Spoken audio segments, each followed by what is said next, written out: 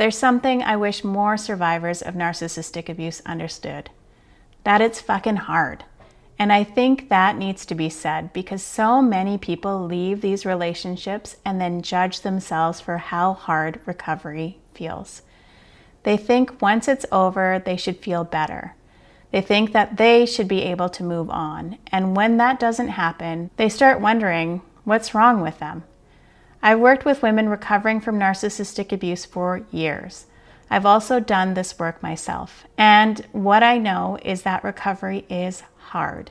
Not because you're doing it wrong, but because you're not just recovering from a relationship. You're rebuilding your whole life. Here are 5 things I wish every survivor knew sooner. Number 1, understanding the narcissist will not heal you. Most survivors spend months trying to understand the narcissist. Why they did it, whether they're really a narcissist, whether if any of it was real. Some of that is genuinely useful. It helps you to make sense of what happened.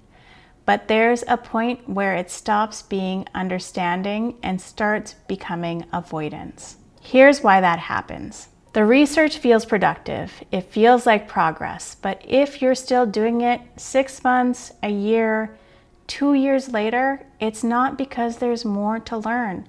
It's because focusing on them is more comfortable than the alternative, which is turning the focus back onto yourself. Healing isn't found in finally understanding them. It's found in understanding yourself again. The parts that got buried, the things you actually want to do. Who you are when nobody else's mood is dictating your day. If you've been circling the same question about them for a long time, that's not curiosity anymore. That's avoidance wearing curiosity's clothes. Number 2, missing them doesn't mean you should go back. I've had countless client conversations about this. And this one surprises people. You can miss someone and still know that they were unhealthy for you. You can think about them and still know that going back will hurt you. It can be both. Missing them isn't evidence that they were right for you. It's evidence that you were attached to them. Those two are completely different things, and conflating them is one of the most common reasons survivors talk themselves back into contact. Attachment doesn't run on logic. It runs on repetition and reward. The same nervous system circuitry that bonds you to anyone you spend intense time with, regardless of whether that person was good for you. So when you miss them, you're not getting new information about the relationship.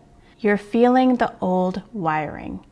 Name it as that, and it loses some of its power to convince you. Number 3, healing often feels worse before it feels better. Nobody tells survivors this part.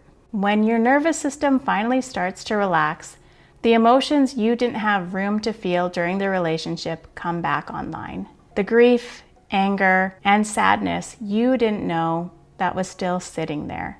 Most people read that as getting worse. It's usually the opposite. You can't process what you were never safe enough to feel in the first place. While you were in survival mode, your system didn't have the bandwidth for grief. It was busy keeping you upright. The grief was always there. It just had to wait its turn. So if you're a few months out and you feel worse than you did right after leaving, it's not a step backwards. That's your system finally getting round to the feelings it postponed. If this is resonating and you want more than a YouTube video can give you, I run a 5-day nervous system reset challenge inside of my community, Healing Me After We. It's built specifically for narcissistic abuse survivors. The link is in the description if you want to check it out. Okay, let's get back into it. Number 4, healthy relationships may feel wrong at first. This one I experienced myself. After chaos, calm can feel suspicious. After unpredictability, consistency can feel boring. After emotional highs and lows, healthy love can feel like nothing is happening at all. That doesn't mean that healthy relationships are wrong for you.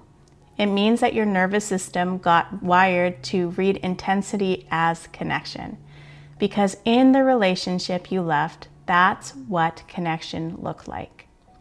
Calm doesn't produce the same chemical hits. So at first it registers as absence rather than safety. That's biology recalibrating, not a sign that you're incompatible with healthy love. But it's worth knowing in advance, because if nobody tells you this, you'll mistake discomfort for proof you picked wrong. And you might walk away from exactly the kind of relationship you've been trying to find. Number 5, the goal is not to get over it. This might be the biggest one. The goal isn't to erase what happened or to pretend it didn't affect you. That's not healing. That's suppression with better branding. The goal is to become someone whose life no longer revolves around it. Someone who trusts her own read on things again. Someone who knows who she is outside of the relationship. Someone who can move forward without organizing a future around the past that already took enough from her.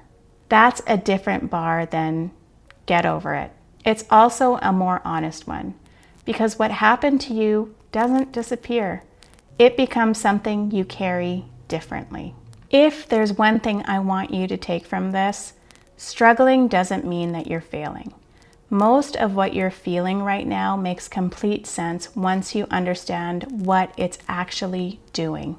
Healing tends to start the moment you stop asking, what is wrong with me, and start asking, what happened to me? Those are two different questions, and only one of them opens a door.